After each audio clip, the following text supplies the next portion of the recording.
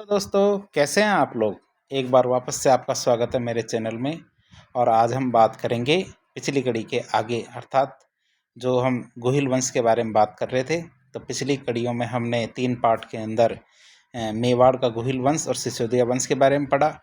आज हम पढ़ेंगे डूंगरपुर, बांसवाड़ा, प्रतापगढ़ और भीलवाड़ा अर्थात शाहपुरा के जो गोहिल वंश की शाखाएँ थीं उनको इस पार्ट के अंदर पढ़ेंगे। तो आज की शुरुआत करते हैं हम डूंगरपुर के गोहिल वंश से। डूंगरपुर के गोहिल वंश की बात करें तो डूंगरपुर में गोहिल वंश का शासन था। गोहिल वंश के कौन कौन से राजाओं की बात करेंगे जो डूंगरपुर पर शासन करते थे। तो हम ये 7 शासक हैं: सामंत सिंह, डूंगर सिंह, गोपीनाथ, उदय सिंह, आस्करण, जसवंत सिंह सेकंड और विजय सिंह। तो ये 7 शासकों के बारे में डूंगरपुर के जो गोहिल वंश है तो उसके अंदर हम अध्ययन करेंगे। एक करके हम बात करते हैं। सबसे पहले बात करते हैं हम सामंत सिंह की। सामंत सिंह के बारे में बात करें तो सामंत सिंह मेवाड़ का गोहिल राजा था, अर्थात मेवाड़ के गोहिल राजा का नाम क्या था? सामंत सिंह। जालौर के राजा कीर्तिपाल सोनगरा ने सामंत सिंह को हराया था, अर्थात जालौर के जो राजा थे कीर्तिपाल सोनगरा, उन्होंने सामंत सिंह को हराया था। सामंत सिंह ने परमारों को हराकर वागड़ पर अधिकार कर लिया था। दोस्तों, ये कुछ फैक्ट्स है जो आप वीडियो को बार बार देखेंगे तो इनको आप आसानी से याद कर पाएंगे। सामंत सिंह ने अपनी राजधानी बड़ौदा को बनाया था, और बड़ौदा राजस्थान के डूंगरपुर में एक जगह का नाम है, अर्थात डूंगरपुर में एक जगह बड़ौदा। तो बड़ौदा को अपनी राजधानी किसने बनाया? सामंत सिंह ने। तराइन के दूसरे युद्ध में सामंत सिंह पृथ्वीराज चौहान की तरफ से लड़ता हुआ मारा गया था। और तराइन का दूसरे युद्ध 1192 में पृथ्वीराज चौहान ने मोहम्मद गोरी के खिलाफ लड़ा था, जिसमें पृथ्वीराज चौहान हार गया था। इसके बाद बात करते कुमार सिंह की। तो कुमार सिंह के बारे में बात करें तो कुमार सिंह कौन था? कुमार सिंह सामंत सिंह का छोटा भाई था। कुमार सिंह ने कीर्तिपाल सोनगरा को हराया और मेवाड़ पर पुनः अधिकार कर लिया था। जो कीर्तिपाल सोनगरा था उसको कुमार सिंह ने हराया, और कुमार सिंह ने कीर्तिपाल सोनगरा को हरा कर क्या किया? मेवाड़ पर दोबारा अधिकार कर लिया था। अब बात करते डूंगर सिंह की। तो डूंगर सिंह ने डूंगरपुर को अपनी राजधानी बनाई थी। डूंगर सिंह ने क्या किया? डूंगरपुर को अपनी राजधानी बनाया। गोपीनाथ की बात करें तो गोपीनाथ ने डूंगरपुर में गैप सागर तालाब या गैप सागर झील का निर्माण करवाया। जो आप जाकर देखेंगे, कभी भी आपको यदि मौका मिले गैप सागर झील को देखने का, तो इसका सौंदर्य अनूठा है, अर्थात यह पिछोला झील, फतेह सागर झील, इनसे भी सब सुंदर बनाई गई है। कौन सी? गैप सागर झील। वर्तमान सरकार ने इस पर बहुत ध्यान दिया है। उदय सिंह के बारे में बात करते हैं। तो उदय सिंह की बात करें तो उदय सिंह खानवा के युद्ध में लड़ता हुआ मारा गया। खानवा का युद्ध राणा सांगा और बाबर के बीच में लड़ा गया था, और उस युद्ध में उदय सिंह लड़ता हुआ मारा गया था। उदय सिंह की मृत्यु के बाद वागड़ राज्य को 2 भागों में बांट दिया गया, एक डूंगरपुर और एक बांसवाड़ा में। अर्थात जब उदय सिंह की मृत्यु हुई तो उदय सिंह की मृत्यु के बाद वागड़ राज्य को 2 भागों में बांट दिया गया, अर्थात डूंगरपुर और बांसवाड़ा।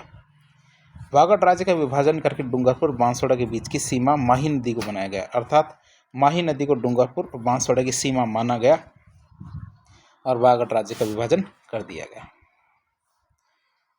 जिसमें पहले बात करें डूंगरपुर की, तो डूंगरपुर में बात करते वागड़ राज्य के विभाजन के बाद डूंगरपुर का राजा पृथ्वीराज को बनाया गया, और पृथ्वीराज कौन था? उदय सिंह का बेटा। बांसवाड़ा की बात करें तो वागड़ राज्य के विभाजन के बाद में बांसवाड़ा का राजा किसे बनाया गया? जगमाल को बनाया गया, और जगमाल भी कौन था? उदय सिंह का बेटा था, अर्थात उदय सिंह का बेटा कौन था? जगमाल।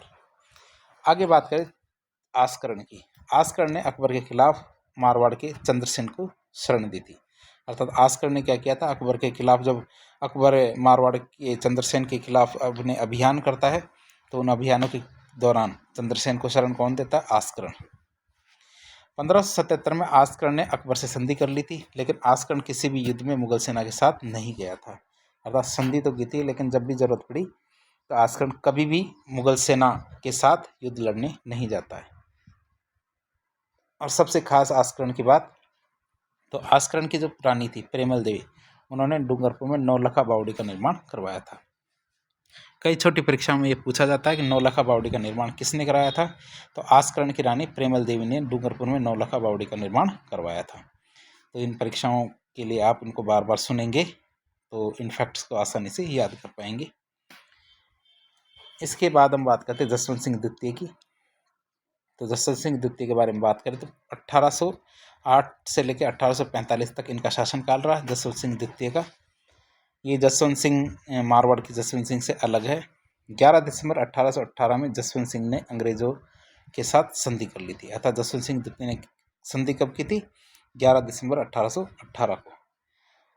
1845 में अंग्रेजों ने जसवंत सिंह को हटा दिया और उनके बाद जसवंत सिंह द्वितीय वृंदावन चले गए थे। और वृंदावन कहाँ? उत्तर प्रदेश में एक जगह जहाँ पे वो जाकर रहने लगे थे। इसके बाद 7वें शासक विजय सिंह के बारे में बात करें तो विजय सिंह जो डूंगरपुर के आखिरी शासक माने जाते हैं इस सीरीज में। तो विजय सिंह ने विधवा विवाह को प्रोत्साहन दिया। विजय सिंह ने डूंगरपुर में राम लक्ष्मण बैंक की स्थापना की थी। विजय सिंह ने डूंगरपुर में एडवर्ड सागर का निर्माण करवाया था। एडवर्ड सागर भी एक झील है, मीठे पानी की झील है। तो इस झील का निर्माण किसने करवाया था? विजय सिंह ने। तो इस तरह हमने डूंगरपुर के शासकों के बारे में देखा। अब हम देखेंगे बांसवाड़ा की गोहिल वंश अर्थात गोहिल वंश की बांसवाड़ा शाखा के बारे में बात करें तो बांसवाड़ा की गोहिल वंश की शाखा की बात करें तो बांसवाड़ा में गोहिल वंश का शासन था। और गोहिल वंश के शासकों के बारे में बात करें तो किन किन शासकों के बारे में हम पढ़ेंगे? 3 शासक, जगमाल, महारावल प्रताप सिंह और महारावल उम्मेद सिंह। इन 3 राजाओं के बारे में पढ़ेंगे बांसवाड़ा के। सबसे पहले हम जगमाल की बात करते हैं। पहले हम जगमाल की बात करें तो जगमाल के पिता उदय सिंह थे। जगमाल बांसवाड़ा में गोहिल वंश का संस्थापक था। जगमाल के पिता उदय सिंह की मृत्यु के बाद वागड़ राज्य को 2 भागों में बांट दिया गया और वही माही नदी को सीमा बनाते हुए वागड़ राज्य के 2 हिस्से किए गए। अर्थात माही नदी के पूर्व का हिस्सा बांसवाड़ा कहला गया था। जगमाल ने अपने पिता उदय सिंह के साथ खानवा के युद्ध में भी भाग लिया था। खानवा का युद्ध महाराणा सांगा के खिलाफ लड़ा गया था। महाराणा सांगा के द्वारा लड़ा गया था और ये बाबर के खिलाफ लड़ा गया था। कौन सा? खानवा का युद्ध। इसके बाद महारावल प्रताप सिंह के बारे में बात करें तो महारावल प्रताप सिंह के बारे में हम क्या जानेंगे कि महारावल प्रताप सिंह मेवाड़ के गोहिल वंश के महाराणा प्रताप का समकालीन था। अर्थात प्रताप सिंह महाराणा प्रताप के समकालीन था और ये 1576 में अकबर से संधि कर लेता है। लेकिन समकालीन होने के बावजूद महाराणा प्रताप के गुण इनमें नहीं थे। अर्थात महाराणा प्रताप ने अपने पूरे जीवन काल में कभी भी किसी भी शासक की या मुगल शासकों की अधीनता स्वीकार नहीं की। लेकिन 1576 में ही अकबर की स्वाधीनता या अधीनता स्वीकार कर लेता प्रताप सिंह। इसके बाद महारावल उम्मेद सिंह की बात करते हैं। महारावल उम्मेद सिंह ने 1818 में अंग्रेजों के साथ संधि कर ली। तो इस तरह हमने बांसवाड़ा के जो गोहिल वंश थे उसके बारे में अध्ययन किया। अब बात करते हैं प्रतापगढ़ की गोहिल वंश की। प्रतापगढ़ के गोहिल वंश की बात करें तो प्रतापगढ़ में भी गोहिल वंश का शासन था। तो इसके दौरान हम किन किन राजाओं के बारे में बात करेंगे तो गोहिल वंश के कुछ राजाओं की बात करें। पहला क्षेमकर्ण या क्षेम सिंह, फिर सूरज सिंह या सूरजमल, बाघ सिंह, सामंत सिंह, उदय सिंह। तो इस तरह हमारे 5 शासक है। ये सीक्वेंसिंग में थोड़ी सी गड़बड़ हो गई है। ये 1 2 3 4 5 इस तरह 5 राजा है ये, तो सीक्वेंसिंग में गड़बड़ हो गई, लेकिन आप समझ सकते हैं इसको। आगे हम बात करते हैं एक एक करके इन राजाओं के बारे में अध्ययन करना शुरू करते हैं। सबसे पहले हम बात करते हैं क्षेम सिंह या क्षेमकर्ण की। क्षेम सिंह महाराणा मोकल का बेटा था। जो मेवाड़ के राजा मोकल थे उनका बेटा कौन था? क्षेम सिंह। क्षेम सिंह मेवाड़ के राणा कुंभा का छोटा भाई था। जो कुंभा था ना, उसका छोटा भाई था कौन? क्षेम सिंह। राणा कुंभा ने क्षेम सिंह को सादड़ी अर्थात चित्तौड़ की जागीर दी थी। सादड़ी चित्तौड़गढ़ है अंदर, तो उसकी जागीर दी थी। और क्षेम सिंह अपने बड़े भाई कुंभा के खिलाफ विद्रोह कर देता है और विद्रोह के बाद वो कहाँ चला जाता है? मालवा। और हमने कुंभा के युद्ध के दौरान देखा था कुंभा ने बहुत सारे युद्ध मालवा के खिलाफ लड़े थे। तो विद्रोह के बाद कहाँ चला जाता है क्षेम सिंह? मालवा चला जाता है। फिर इसके बाद सूरजमल की बात करें तो सूरजमल का शासनकाल 1473 से 1530 तक रहा। काफ़ी लंबा शासनकाल रहा। यह लगभग 57 वर्ष का शासनकाल रहा है। सूरजमल मालवा की सहायता से देवलिया प्रतापगढ़ का राजा बन जाता है। अर्थात किसकी सहायता से? मालवा की सहायता से क्या करता है? देवलिया प्रतापगढ़ का राजा बन जाता है। सूरजमल ने देवलिया को अपनी राजधानी बना ली। इसके बाद बाघ सिंह की बात करते हैं। तो बाघ सिंह के पिता का नाम क्या था? सूरजमल। अर्थात सूरजमल का बेटा कौन था? बाघ सिंह। बाघ सिंह ने खानवा के युद्ध में भाग लिया था। 1533 में चित्तौड़ के दूसरे साके में बाघ सिंह के नेतृत्व में केसरिया किया गया था। यह दूसरा जो साका था वह रानी कर्मावती के समय हुआ था। रानी कर्मावती ने जो राखी भेजी थी हुमायूं को, तो उस समय ये दूसरा साका किया गया था।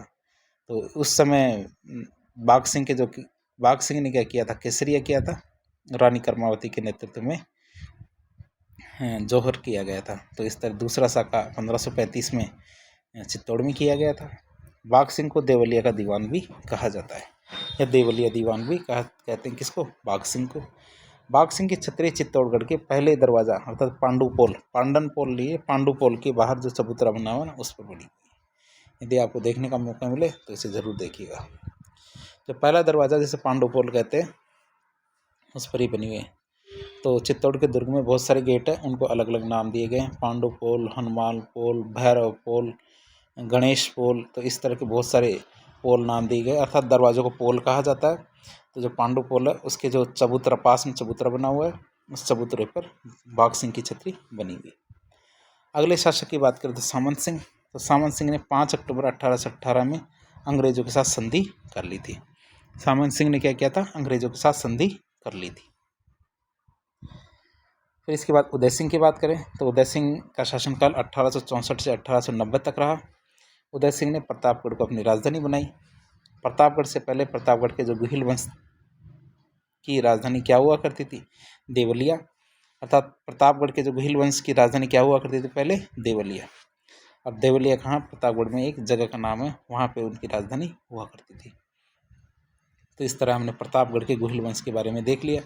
इसी क्रम में हमने बांसवाड़ा, डूंगरपुर और प्रतापगढ़ के बारे में तो देख लिया है। अब आगे हम बात करेंगे भीलवाड़ा के गुहिल वंश के बारे में। जो भीलवाड़ा के गुहिल वंश की बात करें तो यह भीलवाड़ा में शाहपुरा के अंदर अपना शासन स्थापित करते हैं। अर्थात शाहपुरा भीलवाड़ा में गुहिल वंश का ही शासन था। और इनके प्रमुख राजा की बात करें तो वो राजा कौन थे, सुजान सिंह। हम केवल प्रमुख राजाओं के बारे में ही बात करेंगे, और वो एक ही राजा कौन से, सुजान सिंह शाहपुरा के। मेवाड़ के महाराणा जगत सिंह प्रथम के शासनकाल में सुजान सिंह को फूलिया परगना दिया गया था। फूलिया परगना कहाँ पे पड़ता है, भीलवाड़ा में पड़ता है। 1631 में मुगल बादशाह शाहजहां ने सुजान सिंह को फूलिया का स्वतंत्र राजा घोषित कर दिया था। अर्थात शाहजहां ने क्या किया था, सुजान सिंह को फूलिया का स्वतंत्र राजा घोषित कर दिया था। सुजान सिंह ने शाहपुरा को अपनी राजधानी बनाई, और शाहपुरा भीलवाड़ा में है, और शाहपुरा राजस्थान की सबसे छोटी रियासत मानी जाती थी। तो इस तरह हमने डूंगरपुर, बांसवाड़ा, प्रतापगढ़ और शाहपुरा भीलवाड़ा की रियासतों के बारे में देखा, जहाँ पर गोहिल वंश की शाखाओं का शासन था। तो इस तरह हमने मेवाड़ और अन्य जगह जहाँ पे गोहिल और सिसोदिया वंश की शाखाओं का शासन था, उनके बारे में पढ़ लिया है। तो इस तरह के इन्फॉर्मेटिव वीडियोस देखने के लिए हमारे चैनल से जुड़े। वीडियो यदि पसंद आता तो वीडियो को लाइक करें और चैनल को सब्सक्राइब करें, ताकि इस तरह के वीडियोस की खबर आपको सबसे पहले मिल सके। धन्यवाद।